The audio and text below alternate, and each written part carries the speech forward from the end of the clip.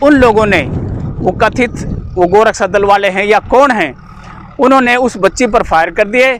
उसके आज अभी भी मौजूद है, पेट के दाहिनी तरफ छर्रा लगा हुआ है।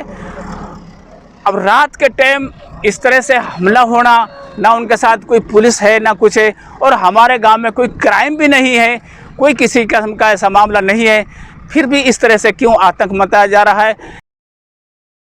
मेवात के बघोला गांव में रात के समय 4-5 गाड़ियों के साथ पहुंची गोरक्षा दल की टीम और ग्रामीणों के बीच झड़प हो गई।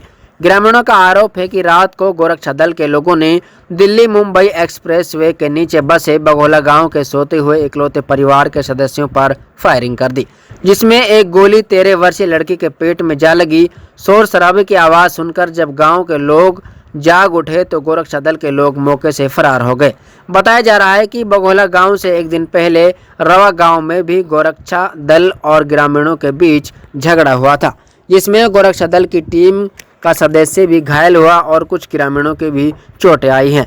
पुलिस ने इस मामले में गोरक्षा दल के सदस्यों के साथ मारपीट के आरोप में 8-10 लोगों पर केस दर्ज किया है। लोगों का कहना है कि गोरक्षा दल के लोग दिन रात बिना वजह निर्दोष लोगों को परेशान कर रहे हैं, जो कि गलत है। वहीं गोरक्षा दल के उपाध्यक्ष का कहना है कि गोरक्षा दल की टीम गोकशी की सूचना पर रवा गांव में नाका लगाने के लिए गई थी।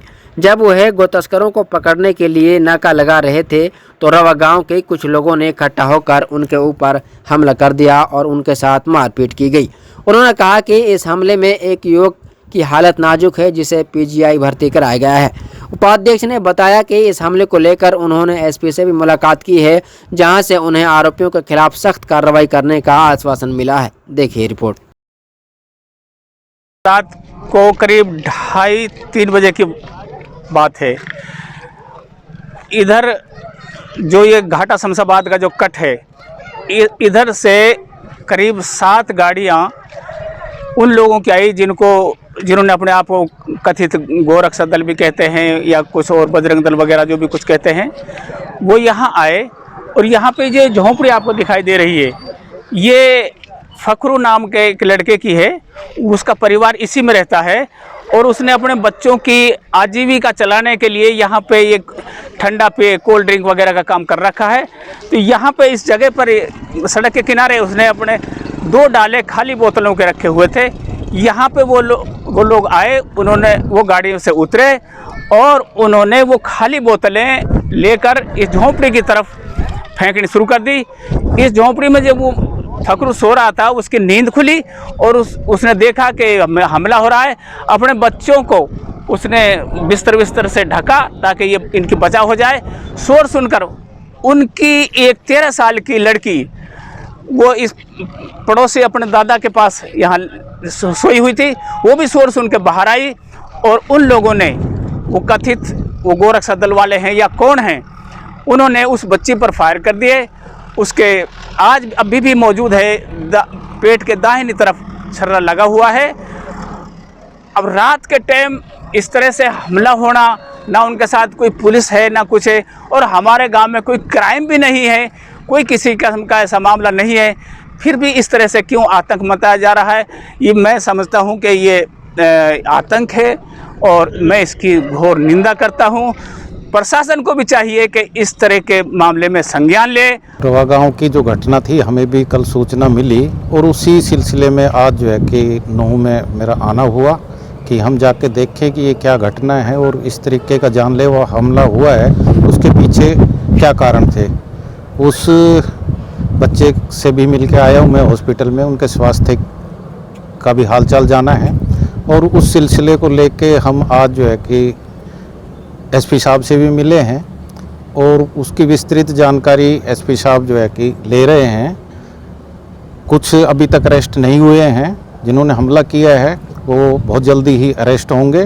और जो ये रोज़ की घटनाएं आ रही है गोकशी की, गो तस्करी की, इस पे भी पुलिस प्रशासन ने अपनी सख्त जो है कि नाराज़गी जाहिर करते हुए हमें जो है कि ये बताया है कि बहुत जल्दी ही इन्होंने पूरे हर गांव में अपनी टीम गठित कर दी है, रेजुलेशन देख के सरपंच या वहाँ के मौजूद लोगों के साथ कि इस तरीके की यदि कोई गांव में घटना होती है तो उसको तुरंत प्रभाव से पुलिस को सूचना दें और बताएं, ताकि उन लोगों को जो हमारी जो सामाजिक समरसता को ख़राब करना चाहते हैं उन लोगों पर लगाम लगाई जा सके और ये गोकशी पूर्ण रूप से मेवात में बंद हो जाए। उन्होंने बताया कि 80 से 85% जो है कि गोकशी जो पहले घटना हो रही थी वो उस पर अभी तक प्रतिबंध लगा है और वो कम हुई है। जो रेड की गई थी गोरक्षा दल के सदस्य, क्या कुछ सूचना मिली थी?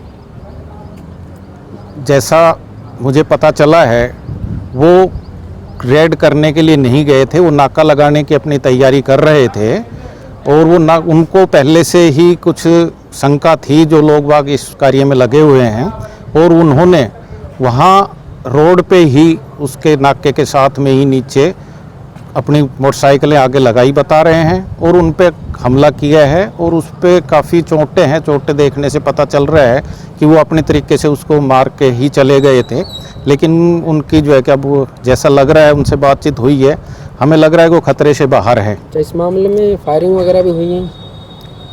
नहीं, फायरिंग का अभी तक मेरे संज्ञान में नहीं है कि फायरिंग हुई है, गाँव पर वाले आरोप लगा रहे हैं। आरोप लगा रहे होंगे जी। देखो, आरोप तो अब वो पहले भी जो है कि हमारे गोरक्षा दल के उन पे है, आरोप प्रत्यारोप तो चलता रहता है। जिन्होंने ये काम किया है वो कोई ना कोई तो अपना जो है कि चैप्टर ला के सामने रखेंगे। तो पुलिस उसकी जांच कर रही है और पुलिस की जांच में जो है कि सभी का सहयोग बराबर मिल रहा है। तो पुलिस प्रशासन की तरफ से हमें जो है कि आश्वासन है कि उचित कार्रवाई करके। कितने लोगों के खिलाफ मुकदमा दर्ज हुआ है? मुकदमा 8-10 लोगों का अभी है और भी वो जांच कर रहे हैं कि कुछ और भी आदमी वो बढ़ सकते हैं। सर, ग्रामीण बता रहे हैं कि एक फायरिंग में एक बच्चे को भी गोली लगी है। नहीं, वो हमारी संज्ञान में नहीं है। उन ग्रामीणों ने क्या कुछ किया है तो ग्रामीण अपनी जो है कि उसमें वो बता रहे हैं, तो पुलिस अपनी जांच में ही ये सब कुछ जो है कि आगे लाएगी। पर इस कार्य के लिए सीएम साहब का बहुत बहुत धन्यवाद है। गोरक्षा दल से आज मेरी बात हुई है और पुलिस प्रशासन से भी बात हुई है, सभी का सहयोग मिल रहा है। और हम चाह रहे हैं कि पुलिस प्रशासन के साथ आम समाज के साथ मिलके, और ये गोकशी इसमें अकेला यही नहीं है, मुस्लिम समाज के काफ़ी लोग भी जो है कि सामने आ रहे हैं कि वो नहीं चाहते हैं कि गोकशी हो। सर, जिस समय टीम वहाँ पे गई थी वो अपने सताने थाने की पुलिस भी साथ में थी? इस बारे में मेरी जो है कि बात नहीं हुई है, शायद पुलिस को सूचना होगी, पर उन्होंने जो है कि उसके साथ ये था कि वो नाके लगाने के उस पे थे, वो कहीं रेड पे थे नहीं।